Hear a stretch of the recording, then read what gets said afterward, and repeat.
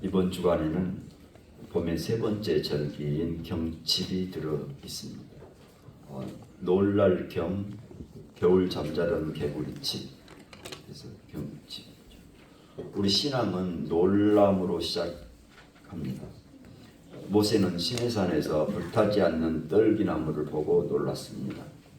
예수님을 만난 이들은 말씀에 놀라고 권위에 놀라고 이적 행하심에 놀랐습니다. 초대교회는 오순절 다락방의 성령 강림에 놀라고 말씀의 능력에 놀라고 성령께서 이루어 가시는 표적에 놀랐습니다.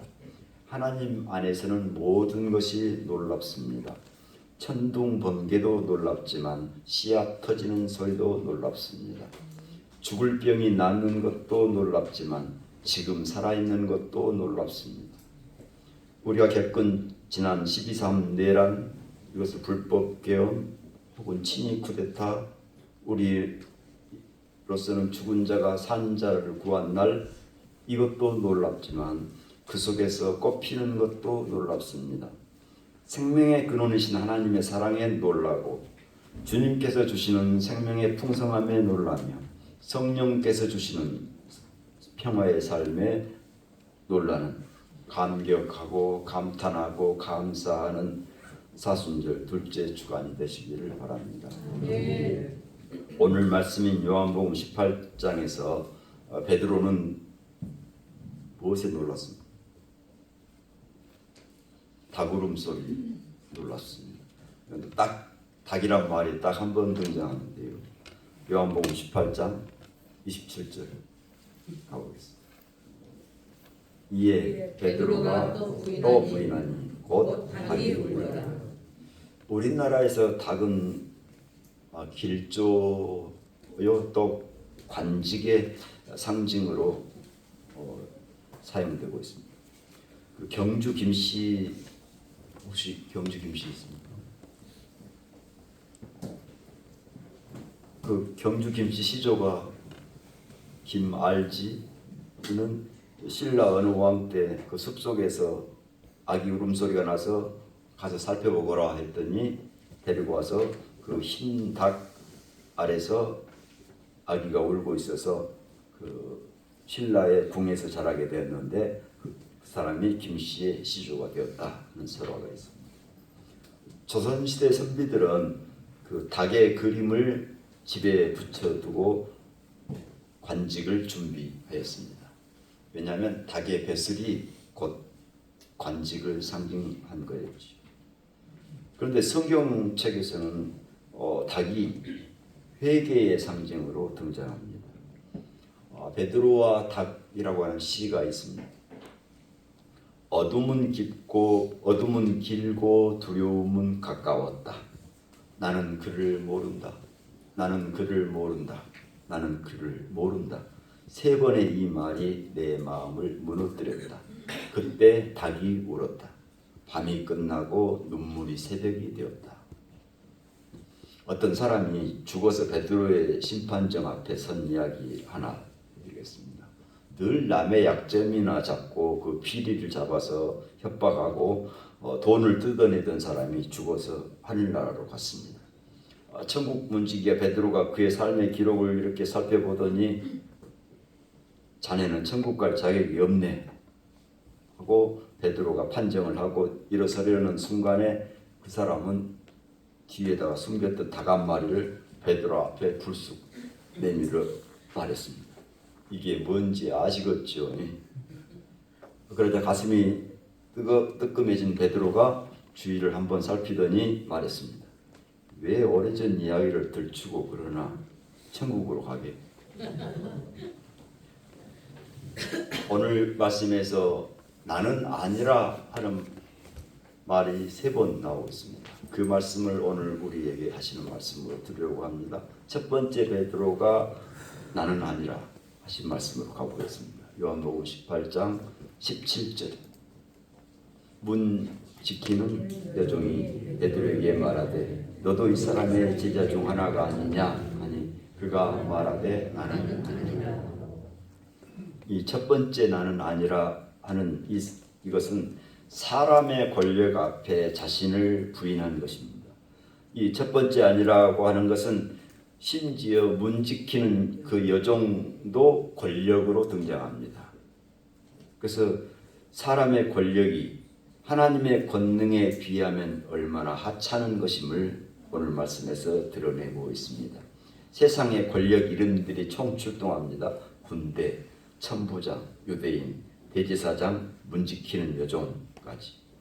이 사람들이 예수를 잡아 결박하여 로마가 임명한 첫 번째 대제사장 안나스에게 끌고 갑니다.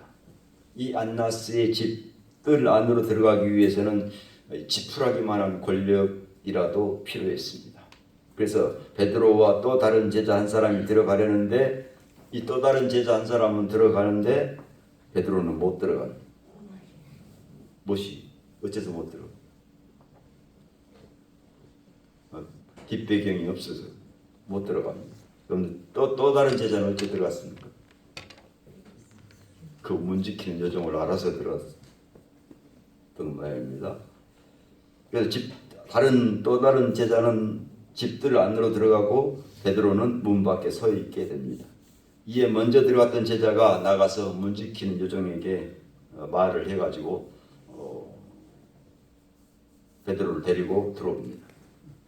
이렇게 성경에서 세상 권력의 쓰임을 이렇게 자세히 보도한 적이 있을까 싶습니다. 이때 문 지키는 여종이 베드로에게 너도 이 사람의 제자 중 하나가 아니냐 했더니 나는 아니라. 사람의 권력, 세상 권력 앞에 우리의 마음이 무너진 적이 있습니까? 이것을 우리는 회개해야 합니다. 하나님의 권능이 우리에게 있음을 믿어야 합니다. 하나님의 권능 앞에 우리가 나아가고 있고 그 앞에 우리가 서 있음을 감사하고 하나님의 권능에 영광을 돌려야 하겠습니다. 두 번째 베드로의 나는 아니라 요한복음 18장 25절입니다. 시몬 베드로가 서서 불을 쬐더니 사람들이 묻되 너도 그 제자 중 하나가 아니냐? 베드로가 부인하여 이르되 나는 아니라. 예수님과 안나스 대제사장 사이에 대토론이 벌어집니다. 당신이 제자들에게 가르쳤던 교훈이 무엇인가? 그때 예수님이 답합니다. 나는 항상 공개적으로 말해왔다. 어찌하여 내게 묻는가? 내가 무슨 말을 하였는지 궁금하면 들은 자에게 물어보라. 그들이 내가 하는 말을 다 안다. 이 말씀을 이렇게 하시니까 곁에 있던 아랫사람 하나가 손으로 예수를 칩니다. 무례하다 이놈. 여기서 말보다 주먹이라는 말이 유래했습니다. 안나스가 안 나섰으면 좋았을 뻔해서 가야바에게로 보냅니다. 가야바는 체면, 면목을 중시한 사람입니다. 면목은 얼굴면, 눈목, 그래서 남보기에 내 얼굴을 봐서 사람들이 나를 어떻게 볼까가 이것이 중요해지면 하나님의 이름과 하나님의 얼굴은 안중에 없습니다. 사람들이 어떻게 볼까 하는 심리를 스포트라이트 효과라고 합니다. 이 스포트라이트 효과는 우리를 대단히 위축시킵니다. 남들이 나를 어떻게 생각할까 걱정하지 마십시오. 남들은 그렇게 당신에 대해서 많이 생각하지 않는다고 합니다. 왜냐하면 자신만을 생각하기에도 바쁘거든요. 사람들 앞에 체면, 안목을 생각했었습니까? 회개해야 합니다.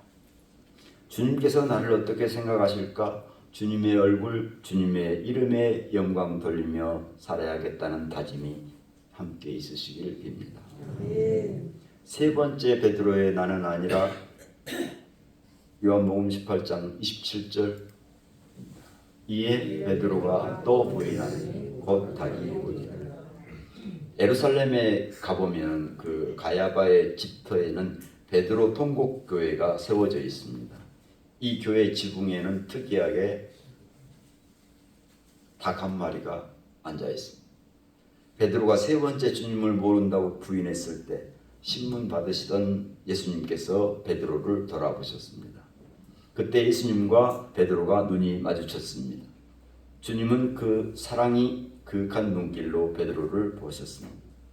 그 순간 닭이 울었습니다. 전에 하셨던 말씀이 떠올랐겠지. 요한복음 13장 38절에 예수께서 대답하시되 네가 나를 위하여 내 목숨을 버리겠느냐? 내가 진실로 진실로 내게 이르노니 닭 울기 전에 네가 3번 나를 부인하리라. 베드로의 심장은 찢어지는 듯 했고 밖으로 뛰쳐나와서 통곡했습니다. 이후로 베드로는 닭 울음소리만 나면 무릎을 꿇고 통곡하며 기도했다고 전해집니다. 요한복음 18장 26절에 대제사장의 종 하나는 베드로에게 귀를 잘린 사람의 친척이라 이르되 네가 그 사람과 함께 동산에 있는 것을 내가 보지 아니하였느냐. 우리는 귀를 잘린 사람의 친척으로 살아야 하는 것이 아니고 하나님의 가족으로 살아가야 합니다. 세상의 유력한 권세자들이 경호부대를 앞세워서 예수님께 왔습니다. 이때 시몬 베드로가 가지고 있던 칼로 예수님을 잡으려 왔던 대제사장의 종 말고의 귀를 베어버리고 말았습니다. 말고의 뜻을 찾아보니까 세상 왕의 권세라고 하는 뜻을 가지고 있더라고요. 왕의 권세를 그렇게 쓰지 말고 해서 말고. 사람의 친척으로 살기 위해서 주님을 부인했던 적이 있습니까? 회개해야 합니다. 하나님의 가족으로 살아갈 때 하나님의 자녀가 되는 은혜의 복이 함께 하시기를 축원합니다. 권능의 하나님, 저희가 사람의 권력, 세상 권력 앞에 마음이 무너진 적이 있음을 회개합니다. 하나님의 권능이 저희에게 있음을 믿게 하옵소서. 주님의 얼굴빛을 저희에게 비추시는 주님, 저희가 사람들 앞에 체면, 안목을 생각했던 것 회개합니다. 주님께서 나를 어떻게 생각하실까? 주님의 얼굴, 주님의 이름에 영광 돌리며 살게 해 주옵소서. 저희를 하나님 나라의 가족으로 부르시는 주님, 사람의 친척으로 살기 위해서 주님을 부인했던 것을 회개합니다. 저희가 이 세상에서 하나님의 가족으로 살아가게 해 주옵소서. 우리를 사랑하시는 예수님 이름으로 기도드립니다. 아멘. 우리의 믿음을 사도신조로 함께 고백하겠습니다. 전능하사 전능하신 하나님 아버지를 믿사오며 너희 아들 주 예수 그리스도를 믿사오니 이는 성령을 인도하사 동정을 바르게 하시고 은혜를 그들에게 원하는 것과 적절하게 복귀해 주시고 장성하신 사람의 죽지 가운데서 다시 살아나시니 하늘로 사라지는 하나님의 자리시다.